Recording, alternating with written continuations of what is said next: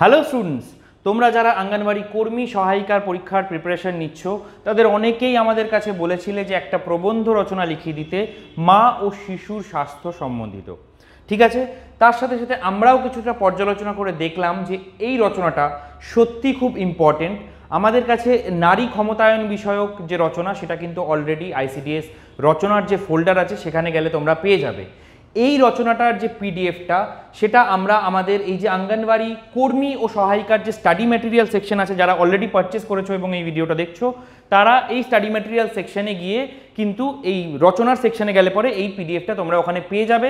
এটা আলাদা করে তোমাদের ভিডিও দেখে লিখে রাখার কোনো দরকার নেই। আর যারা আমাদের এই কোর্সটা পারচেস করেনি শুধু তাদের জন্য বলে রাখি, এই কোর্সের মধ্যে total notes, study material, mock test থেকে শুরু করে যত রচনা আছে সব কিছু এর মধ্যে কভার করে এর মধ্যে সব সাজিয়ে রাখা আছে। তোমাদের যা যা দরকার তোমরা সেই অনুযায়ী প্রিপারেশন করতে পারো। মাত্র 189 টাকা রাখা হয়েছে এর দাম। এগুলোকে তোমরা ইভেন ডাউনলোড করে নিজেদের ফোনেও রেখে দিতে পারো।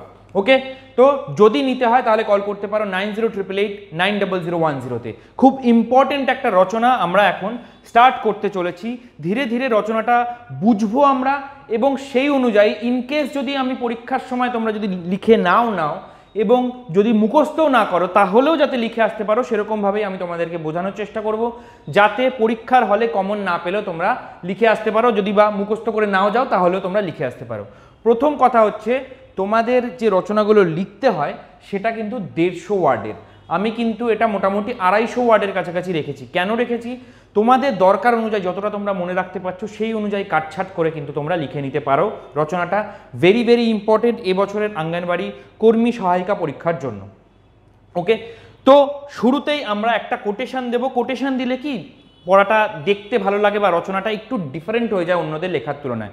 তোমরা যদি অন্য কোনো কোটেশনও পাও স্বাস্থ্য সম্পর্কে সেটাও কিন্তু এই জায়গায় তোমরা ব্যবহার করতে পারো। আমি একটা কোটেশন দিলাম এখানে, সেটা হচ্ছে স্বাস্থ্য সবথেকে বড় উপহার, তৃপ্তি সবথেকে বড় সম্পদ, বিশ্বস্ততা সবচেয়ে ভালো সম্পর্ক। এটা বলেছেন গৌতম বুদ্ধ। ওকে, এটা থেকে আমরা স্টার্ট করলাম। তারপরে আমরা চলে যাব হচ্ছে ভূমিকাতে।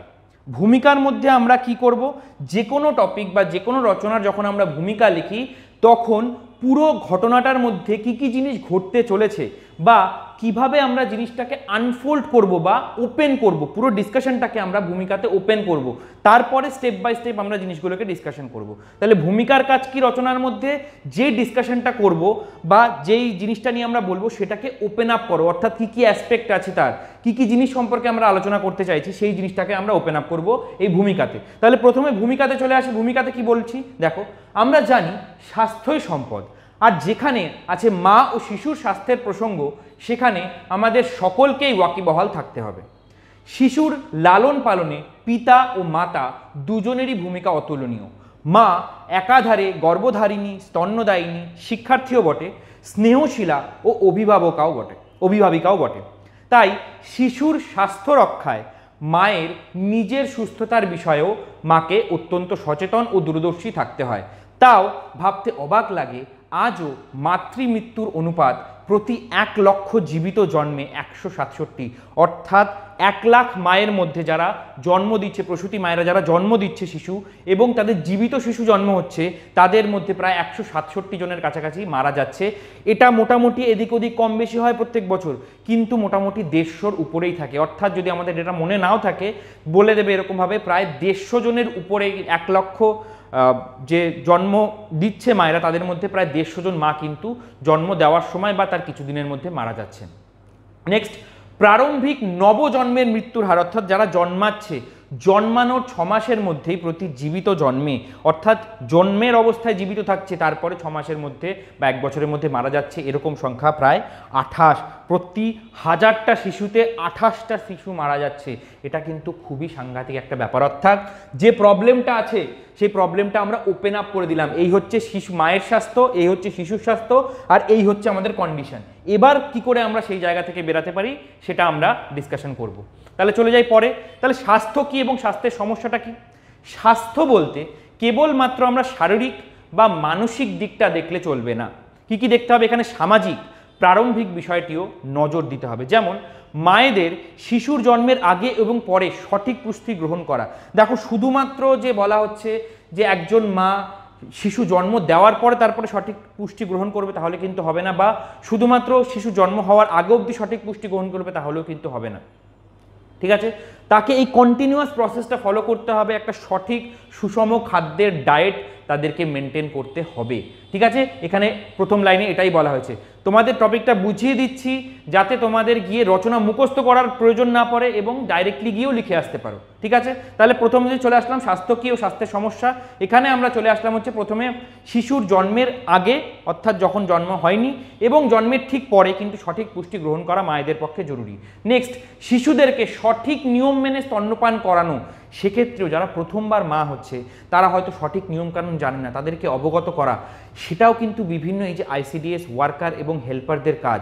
এবং তার সাথে সাথে আইসিডিএস ওয়ার্কার, হেল্পার এবং সুপারভাইজাররা মিলেই কিন্তু এই যে স্বাস্থ্যর যে ভূমিকাটা গ্রহণ করে চলেছে অর্থাৎ স্বাস্থ্যের উন্নতিকল্প যে ভূমিকাটা, সেটা কিন্তু একদম মা প্রেগনেন্ট হওয়ার পর থেকেই তাদেরকে জানাতে হয় এবং কি কি স্টেপ তাদেরকে গ্রহণ করতে হবে সেটাও তাদেরকে জানতে হয়, যার জন্য এই রচনাটা কিন্তু ভেরি ভেরি ইম্পর্টেন্ট। ঠিক আছে, তাহলে কিভাবে স্তন্যপান করানো প্রয়োজন এবং তেমনি শিশুর সামাজিক উন্নতি হচ্ছে কিনা অর্থাৎ তার প্রক্ষোভ বা ইমোশনগুলি, সে মন খুলে কথা বলতে পারছে কিনা, তার ইমোশনগুলো বিকশিত হচ্ছে কিনা, সে কাঁদতে চাইলে কাঁদতে পারছে কিনা এবং তার কান্নার কারণ কি সেটা ব্যাখ্যা করতে পারছে কিনা, লোকের সাথে কথোপকথন করা বা মানুষ দেখলে ভয় পাওয়া নাকি মানুষ দেখলে এগিয়ে আসা, এই যে জিনিসগুলো তাদের মধ্যে ধীরে ধীরে এই জিনিসগুলো ডেভেলপ হচ্ছে কিনা সেটাও দেখা কিন্তু একজন মায়েরই কর্তব্য এবং এই মাকে জানানোটা কিন্তু এই আইসিডিএস ওয়ার্কার এবং হেল্পারদেরই কর্তব্য। কারণ প্রত্যেকটা জায়গায় প্রত্যেকটা ব্লকে প্রচুর আইসিডিএস সেন্টার তৈরি করা হয়েছে যাতে তারা প্রত্যেকটা মায়েদের কাছে, ল্যাকটেটিং মায়েদের কাছে এবং যাদের প্রসূতি মায়েদের কাছে তারা পৌঁছে যেতে পারে। তার সাথে সাথে শিশুদেরকে একদম ছোট থেকেই গুড টাচ কোনটা, কোন জায়গায় যে কোনো কেউ তাকে হাত দিতে পারে, তার হাতে হাত দিতে পারবে কিনা, তার কাঁধে হাত দিতে পারবে কিনা, তার কোমরে হাত দিতে পারবে কিনা, অর্থাৎ গুড টাচ কি জিনিস, ব্যাড টাচ কি জিনিস, সেটাও কিন্তু শিশুদেরকে বোঝানো প্রয়োজন। অর্থাৎ সে একটা শিশুর কোনোভাবে যৌন নিগ্রহ হচ্ছে কিনা শিশুর পক্ষে বোঝা পসিবল নয়, তাকে আমাদেরকে জানাতে হবে যে কোন জিনিসটা তার সাথে করাটা সবার অ্যালাউড এবং কোন জিনিসটা তার সাথে শুধুমাত্র মায়েরা বা তার নিকট আত্মীয়রাই করতে পারবে, সেই জিনিসটাও কিন্তু একটা শিশুকে বোঝানো খুব প্রয়োজন। ঠিক আছে, চলে যাই আমরা পরের পার্টে। এখান থেকে আমরা চলে যাব হচ্ছে মায়ের স্বাস্থ্যের ক্ষেত্রে। তো প্রসঙ্গত এটা ভুললে চলবে না যে এই সময় মায়ের শারীরিক সুস্থতাও দেখতে হবে, যেমন তিনি যেন সঠিক ক্যালসিয়াম এবং আয়রন জাতীয় খাবার খান এবং প্রতিনিয়ত স্বাস্থ্যকর্মীদের সঙ্গে যোগাযোগ রাখেন। এছাড়াও আমাদের দেশের শিশুদের নিয়ে অনেক কুসংস্কার আছে, সেগুলোর যেন শিশুর উপর প্রভাব না পড়ে। তেমনি অপ্রাপ্তবয়স্ক মায়ের এবং গর্ভাবস্থায় বিভিন্ন সমস্যার সম্মুখীন হতে হয়। সমীক্ষায় দেখা গেছে প্রতি বছর 3 লক্ষ মহিলা মারা যান গর্ভধারণ এবং প্রসবকালীন সমস্যায়। মা সঠিক পুষ্টি না পেলে মা এবং শিশু উভয়েরই সমস্যার সম্মুখীন হতে হবে।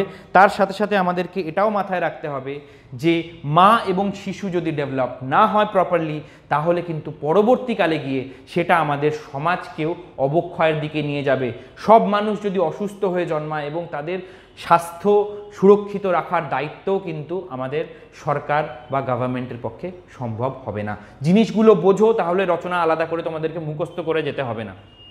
নেক্সট, মা ও শিশুর এবার কি বলছি, এবার কি এতক্ষণ আমরা প্রবলেমগুলো জানালাম, এবার হচ্ছে আমাদের কি কি আমরা সুরক্ষা নিতে পারি বা কি কি সলিউশন এর দিতে পারি।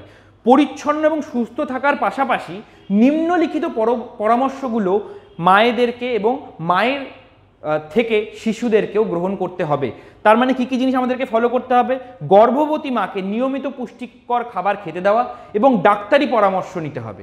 শিশুকে কোলে নেওয়ার আগে এবং পরে অর্থাৎ শিশুকে পরিষ্কার পরিচ্ছন্ন রাখা এবং তাকে কোলে নেওয়ার আগে এবং পরে সুস্থভাবে আমরা যেন হাত পা মুখ ধুয়ে পরিষ্কার পরিচ্ছন্ন হয়ে তারপরে শিশুদের কাছে যাই। কুসংস্কার যেমন কাজল পরানো, তেল মালিশ প্রভৃতি থেকে বিরত থাকতে হবে। তেল মালিশ বাজে নয়, কিন্তু যেই ধরনভাবে করা উচিত ডাক্তারদের সাথে সঠিক পরামর্শ করে তারপরেই সেই জিনিসগুলোকে আমাদের ফলো করা উচিত, আদারওয়াইজ করা উচিত না। শিশুর প্রাথমিক আচরণগুলি সম্পর্কে সতর্ক থাকতে হবে এবং সঠিক টিকাকরণ এবং ভিটামিন আহরণ করতে শিশুকে দিতে হবে। সেই ভিটামিনগুলো এবং সঠিক টিকাকরণ কিন্তু গ্রহণ করতে হবে, আদারওয়াইজ কিন্তু সাংঘাতিক ভাইরাল এবং ব্যাকটেরিয়াল ইনফেকশন আমাদের হয়ে যেতে পারে। বিভিন্ন রোগ, যেমন ধরো রিকেটের মতন সাংঘাতিক রোগ সারা জীবনের জন্য একটা শিশুকে পঙ্গু করে দিতে পারে। তারপরে পোলিওর মতন একটা রোগ যারা সারা জীবনের জন্য একটা শিশুকে পঙ্গু করে দিতে পারে। তো সেই জায়গা থেকে সেগুলোকে ট্যাকেল করার প্রপার ব্যবস্থা কিন্তু প্রত্যেকটি মাকে এবং পুরো পরিবারকে গ্রহণ করতে হবে। একটি শিশুর জন্ম দেওয়ার জন্য মায়ের শারীরিক এবং মানসিক প্রস্তুতিরও প্রয়োজন এবং তার জন্যই দরকার সঠিক পরিবার পরিকল্পনা। আরও একটা ইনফরমেশন তোমাদেরকে বলি, দুটো শিশুর জন্ম হওয়ার ক্ষেত্রে তাদের মধ্যের যে বয়সের ডিফারেন্স সেটা যেন মিনিমাম 3 বছর হয়, তাহলে একজন মা শারীরিক এবং মানসিকভাবে সম্পূর্ণ গঠিত হতে পারবে। যদি তা না করা হয় তাহলে নেক্সট যে শিশুরা জন্ম নেবে তার কিন্তু বিভিন্ন রকম শারীরিক সমস্যা দেখা দিতে পারে। এটাও তোমরা অ্যাজ আ কোট অ্যাড করতে পারো যদি তোমাদের প্রয়োজন মনে হয়। ঠিক আছে, চলে যাই এবার উপসংহারে গিয়ে আমরা কি বলবো, আমরা টপিকটা যেটা নিয়ে ডিসকাশন করলাম সেটাকে এবার ক্লোজ করবো বা বন্ধ করে শেষ করলাম। তো শেষ করার জন্য কি বলতে হবে, ঘুমিয়ে আছে শিশুর পিতা সব শিশুরই অন্তরে, এখানে একটা আমরা কোটেশন দিলাম। তারপরে বললাম কি, তাই ভুললে চলবে না, অর্থাৎ এটাকে এক্সপ্লেন করবো কিভাবে, একটু ঘুরিয়ে।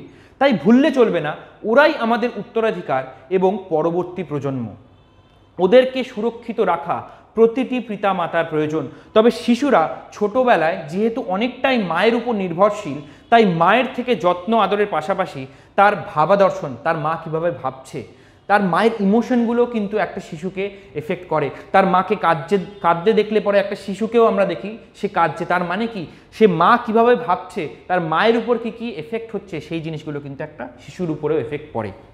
ঠিক আছে, ও তার মূল্যবোধও তার থেকে পেয়ে থাকে। তেমনি মায়ের দৃঢ়তা এবং কঠোরতা শিশুর মধ্যে কিন্তু বিপরীত প্রতিক্রিয়া সৃষ্টি করতে পারে, অর্থাৎ সবসময় বকাঝকা করা, মারধর করা, এগুলোর ক্ষেত্রে কিন্তু তাদের বিপরীত প্রতিক্রিয়া সৃষ্টি হতে পারে।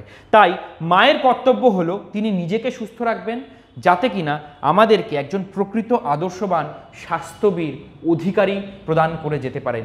পরবর্তীকালে এই শিশুরাই তো বড় হবে, এরাই তো পরবর্তীকালে দেশ চালাবে, তাহলে এদের সুস্বাস্থ্য কিন্তু একজন মায়ের উপরেই ভরসা করে রয়েছে।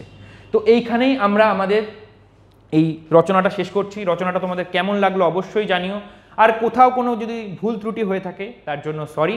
বাট তোমাদের যাতে প্রয়োজন, তোমাদের এতবার করে তোমরা আমাদেরকে জানিয়েছো যে এই রচনাটার প্রয়োজন, এবং আমরাও পর্যালোচনা করে দেখেছি যে এই রচনাটা সত্যিই তোমাদের প্রয়োজন। তো সেক্ষেত্রে আমরা এই রচনাটা তোমাদের জন্য নিয়ে আসলাম। যদি ভিডিওটা ভালো লেগে থাকে অবশ্যই লাইক করে দেবে, আর আমাদের চ্যানেলটাকে ফলো করবে, সাবস্ক্রাইব করো প্রতিষ্ঠা এডুকেশন অ্যান্ড ট্রেনিং।